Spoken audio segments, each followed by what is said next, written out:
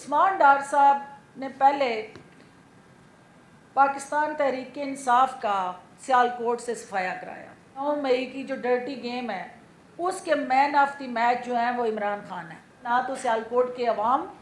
इतने बेवकूफ़ हैं और ना जिनको आप तसल्लियाँ दे रहे हैं वो इतने कोई गाफिल हैं कि उनको पता ना हो कि डबल विकेट टूर्नामेंट क्या होता है। अब सोशल मीडिया पे बैठ के भड़के मार के अपनी सियासी गज़ा को हासिल करने के लिए यह डरपोक टोला जो है ये उस जहां खान साहब को पहुंचाना था पहुंचा चुका है, क्योंकि उनको सलाखों के पीछे पहुंचाने वाले यही वो खुदकुश हमलावर थे जिन्हें मुखालफिन की बजाय अल्टीमेटली इन्होंने अपनी पार्टी पे वो खुदकुश हमले किए हैं। और कुरान हाथ में उठा के वो रपोश की आदत जो थी उसको गवाहियाँ देनी पड़ रही हैं कि डर्टी गेम के मैन ऑफ द मैच ये नहीं है। तो एक पॉइंट मैं अपने शहर से मुतल्लिका, जो कि आपको भी पता है कि जिस घर ने आग लगा जिस चिराग ने आग लगाई थी घर को, और फिर वो घर को आग लगी घर के चिराग से, उस्मान डार साहब, उनकी आप एक टीवी टॉक शो में आपने गुफ्तगू भी सुनी है, फिर उसके बाद उनकी वालदा की स्टेटमेंट भी सुनी है। तो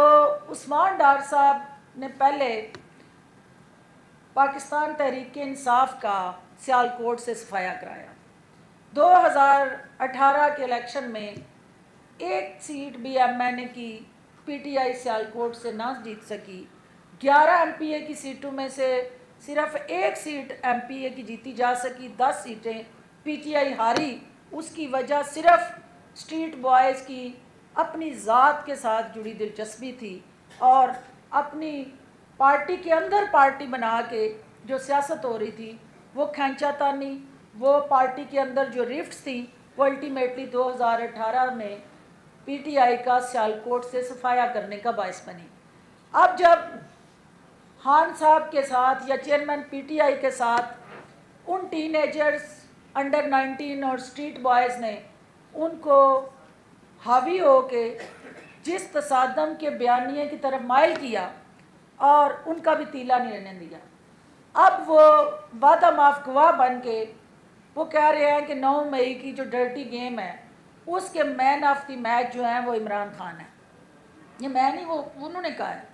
कि इमरान खान है 9 मई की डर्टी गेम के मैन ऑफ द मैच। उसके बाद उनकी वालदा की स्टेटमेंट आती है। तो मेरी भी वो माँ है, माएँ सब की साझी होती हैं, लेकिन मुझे ये सवाल करना है कि माँ का एहतराम अपनी जगह, हमें सिखाया जाता है कि हमारी माँ का एहतराम हर हाल में मुकद्दम है, लेकिन धरती माँ का एहतराम भी एक शहरी होते हुए हम सब का फ़र्ज़ है। तो धरती माँ को अगर आप ज़ख्मी करेंगे, धरती माँ को